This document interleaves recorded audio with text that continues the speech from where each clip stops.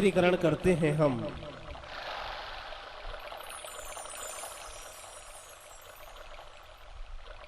उसी से ही सभी चीजों का पवित्रीकरण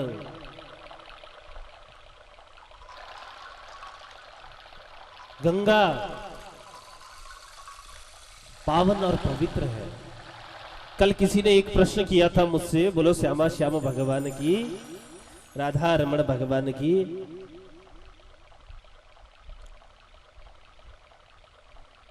और बड़ा सुंदर भी लगा।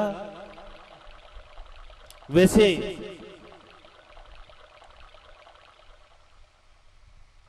भगवत कथा में किसी का उत्तर नहीं दिया जाता है। ये तो भगवान की ही कथा है।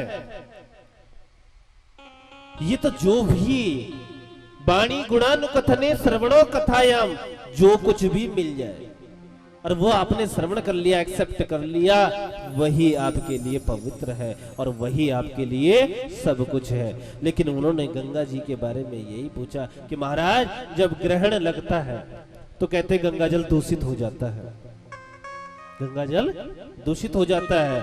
मुझे किसी ने कहा कि गंगा जल तो सबको पवित्र करता है, लेकिन ग्रहण में रखा हुआ जल भी अपवित्र हो जाता है, क्या बात है? तो मैंने कहा कल वही मिलना, आज कल वही मिलना। मैंने कहा ठीक है। लेकिन जिज्ञासु था तो इसलिए जिज्ञासु का उत्तर मेरे नारायण कहते हैं जरूर, कुतर्क वाले का नहीं, क्योंकि हरि अनंत और हरि कथा अनंता। तो कहते हैं क्योंकि यदि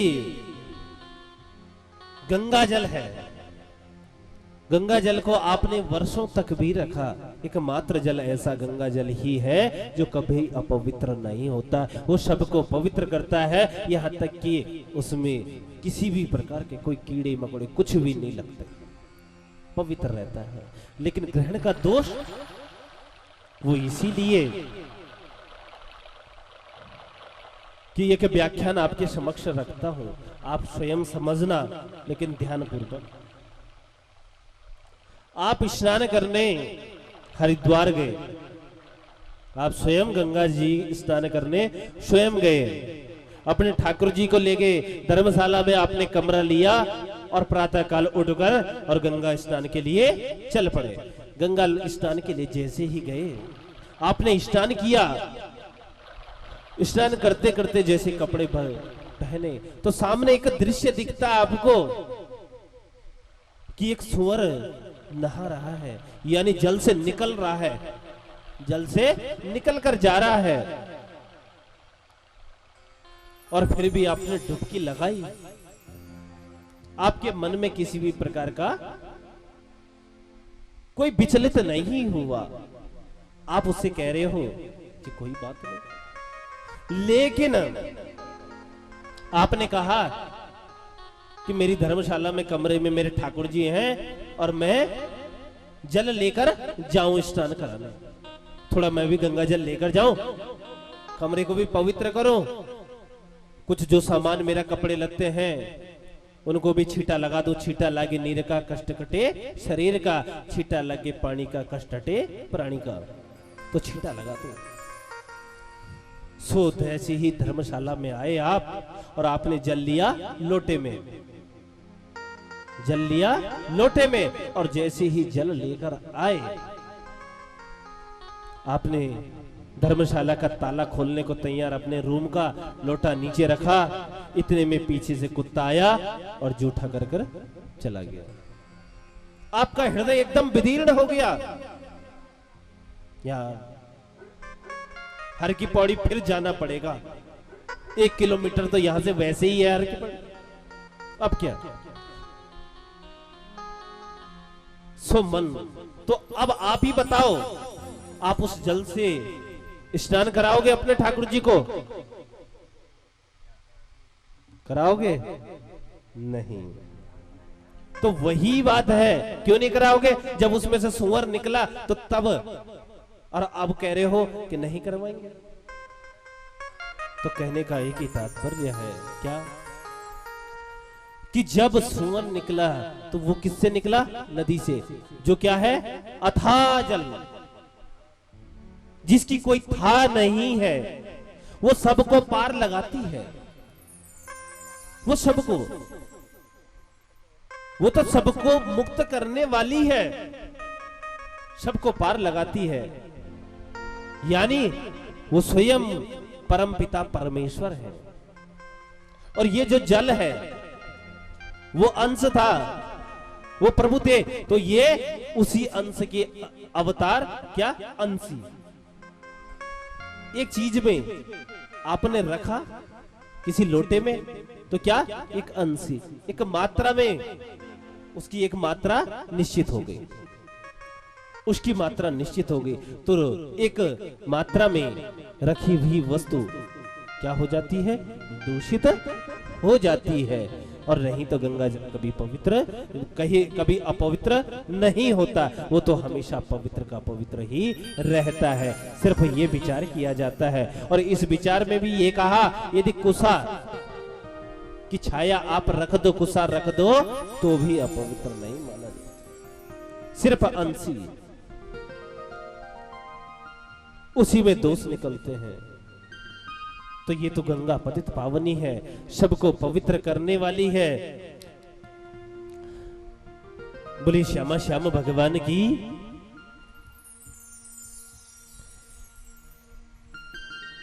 सभी प्रभु की आज यहां पर सुंदर राम जन्मोत्सव भी मनाया जाएगा। कृष्ण जन्मोत्सव तो होगा ही, लेकिन राम जन्मोत्सव भी, क्योंकि कृष्ण जन्मोत्सव में जाने से पहले, कृष्ण उत्सव मनाने से पहले राम को समझना आवश्यक है।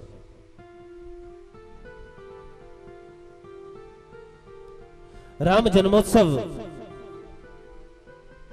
और फिर कृष्ण जन्मोत्सव, क्योंकि राम जन्मोत्सव, राम हमें मर्यादा देगा तो तब हम दूसरा कदम रख सकते हैं कृष्ण जन्मोत्सव में। मर्यादा पुरुषोत्तम है श्री राम, तो सभी जानते हैं।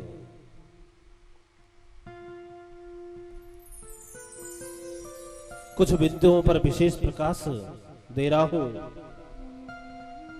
कि किंचित ये ज्ञान यज्ञ आपके लिए और भी प्रभावशाली बने। ये ज्ञान यज्ञ आपको इतना प्रभावशाली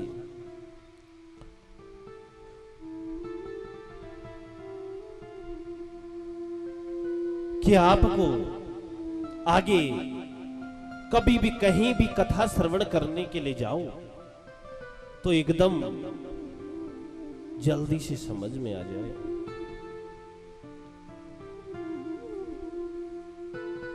मुझे मेरे मालिक ने सब कुछ दिया है, तेरा शुक्रिया, तेरा शुक्रिया। आज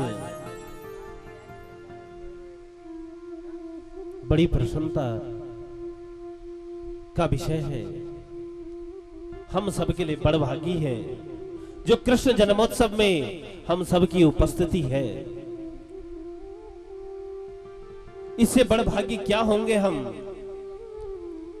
देखो, प्रभु राम का जन्म किस में हुआ? सूर्य वंश में। सूर्य वंश सर्वप्रथम नारायण, नारायण से ब्रह्मा, ब्रह्मा के मरीच और मरीच के कश्यप और कश्यप के ही पुत्र हैं सूर्य। सूर्य का एक नाम विवस्वान भी है, एक नाम विवस्वान। और इन्हीं विवस्वान के द्वारा जो पुत्र उत्पन्न हुआ उसे ही हम वैवस्वत मनु कहते हैं। और इन्हीं के यहां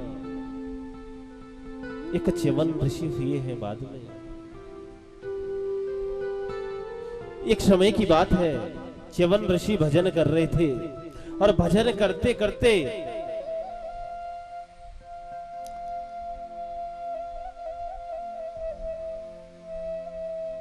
अगर राम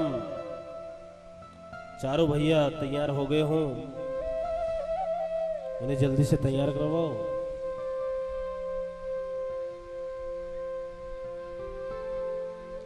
तो इसी वंश में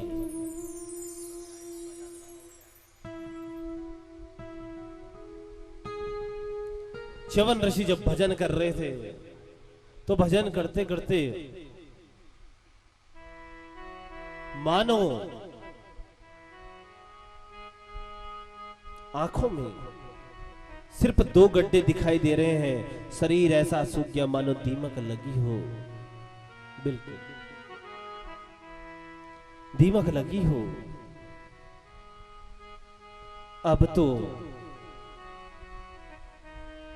धीरे धीरे धीरे धीरे धीरे एक दिन सुकन्या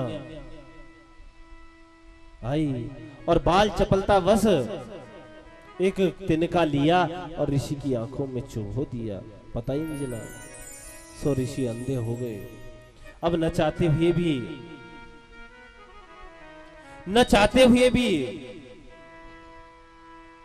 राजा सरियाती को अपनी पुत्री सुकन्या का विवाह च्यवन ऋषि के साथ करना ही पड़ा। बोली श्यामा श्याम भगवान की। आगे नभग हुए, इसमें एक राजा नभग के नाभाग हुए और नाभाग के ही अम्बरीश हुए। अम्बरीश की कथा मैंने आपको अभी प्रथम वक्त में ही सुना दी थी कि अम्बरीशा महाभागा। महाभाग का वर्णन आया है अम्बरीश के लिए।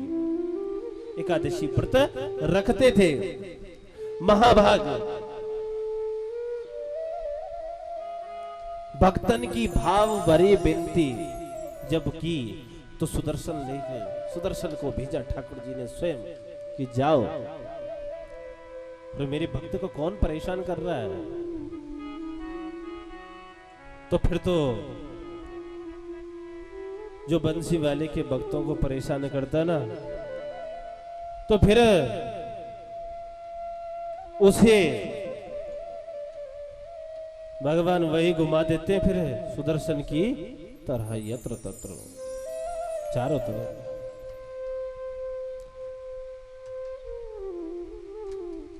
यत्र तत्र सर्वत्र फिर तो उसे पार मिलना मुश्किल हो जाता है। तो अम्बरीशा महाभागा। अम्बरीश के लिए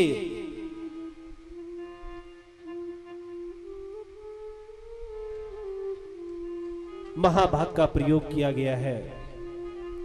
यहां इसके बाद राजा योनाश्व हुए। इसी वंश में सभी चरित्रों को भगवान की नमन करते हुए आगे सभी जानते हैं कि यहां राजा सगर हुए हैं और सगर की 2 पत्नियां हैं, सुमति और केसनी। बहुत जप तप किया। श्री राधे।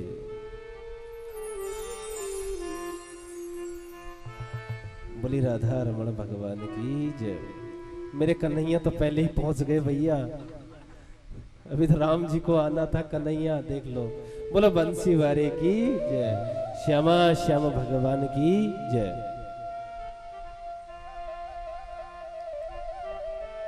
और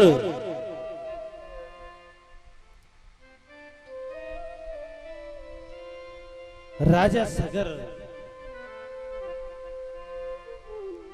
का एक ही वर्णन करूंगा कि गर के साथ जो उत्पन्न हुआ, गर कहते हैं जहर को, जो गर के साथ उत्पन्न है उसे ही सगर कहते हैं। 2 रानियां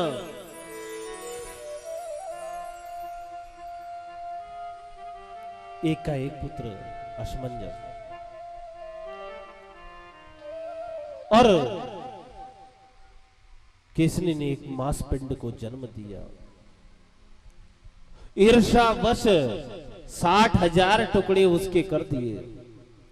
60,000 टुकड़े जैसे किए तो ऋषियों ने मंत्र शक्ति के द्वारा उन सबको पुनर्जीवन दिया।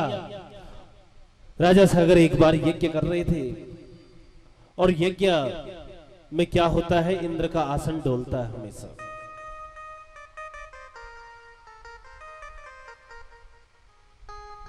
जैसे ही इंद्रासन डोलने लगा, सोचा कौन यज्ञ कर रहा है, तो पता चला राजा सगर पृथ्वी पर यज्ञ कर रहे हैं। सो यज्ञ का घोड़ा चुरा कर ले गए और राजा जैसे ही घोड़ा चुरा कर स्वयं इंद्र ले गया और कपिल मुनि के आश्रम में बांध दिया। कपिल मुनि के यहां गए,